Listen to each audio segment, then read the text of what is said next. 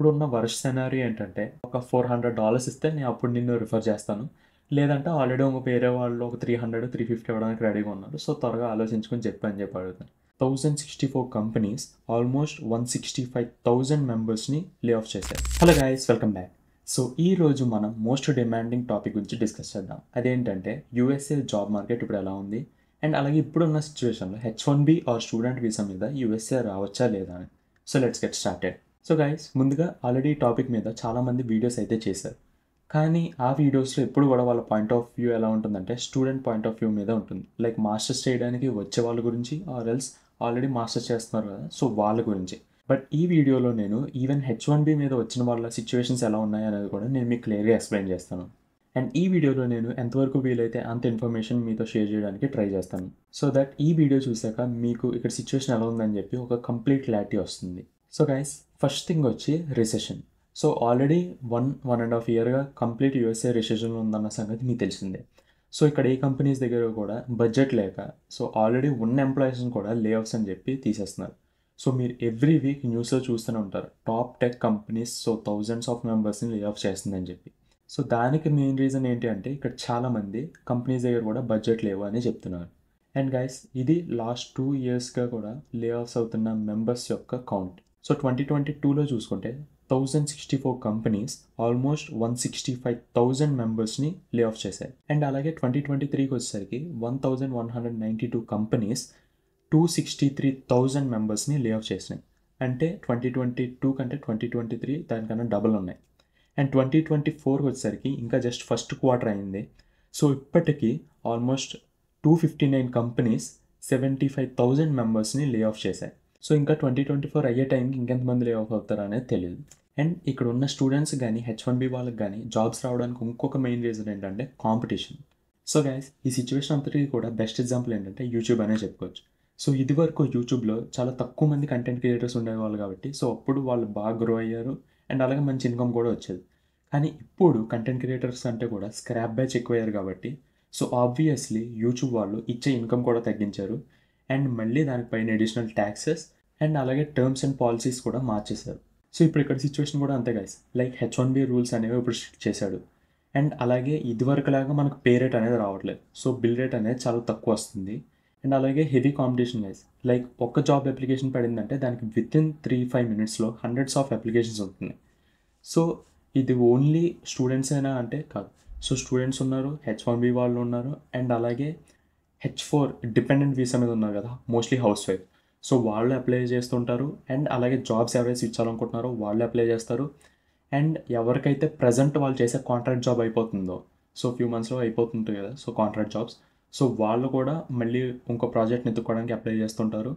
And వీళ్ళందరి మధ్యలో కొంతమంది ఇంకా ఉన్న జాబ్ సరిపోదు, మల్టిపుల్ జాబ్స్ చేయాలన్నట్టు ఇంకా కకృతి పడేస్తుంటారు కదా, సో వాళ్ళు కూడా ఉంటారు.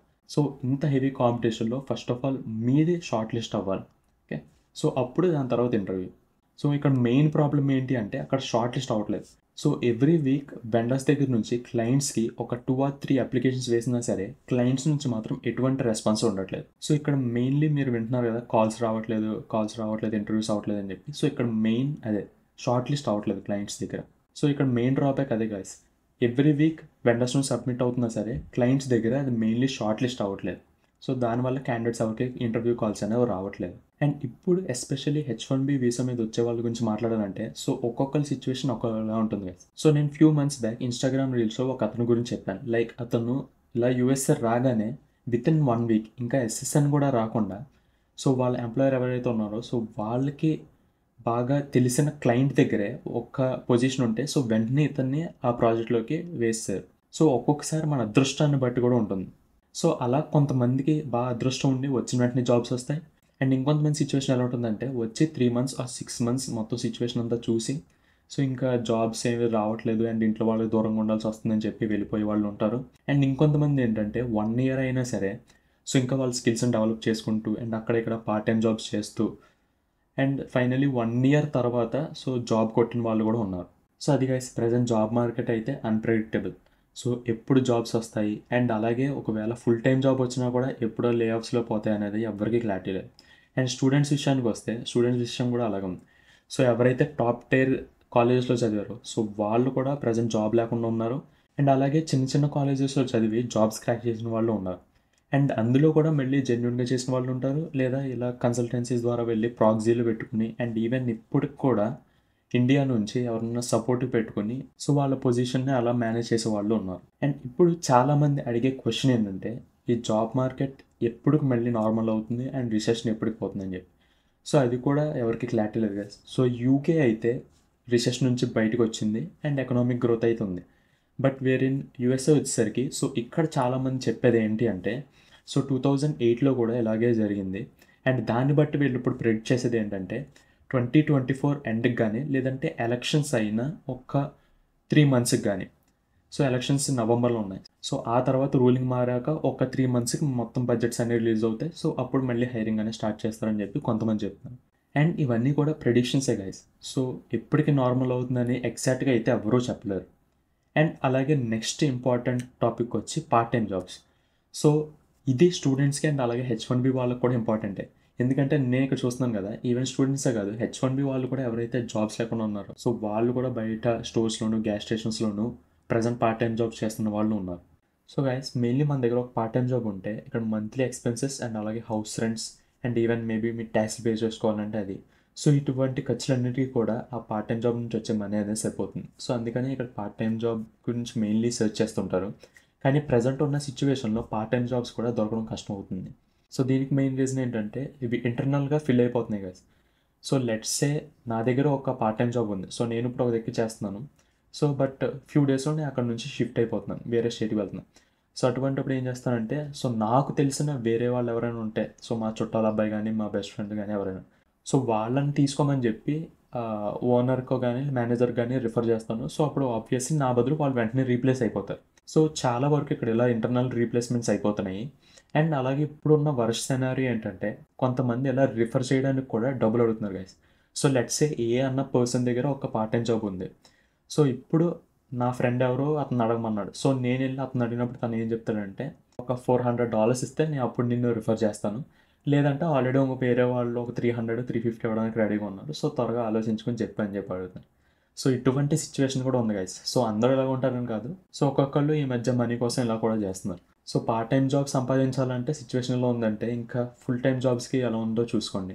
అండ్ నేను మీతో షేర్ చేసుకోవాలనుకున్న ఇంకొక ఇంపార్టెంట్ విషయం ఏంటంటే నేను రీసెంట్గానే కొంతమంది రిక్రూటర్స్ అండ్ అలాగే మార్కెటింగ్ టీమ్ వాళ్ళతో మాట్లాడాను. అది కూడా ఇండియాలో ఉండేవాళ్ళు కాదు.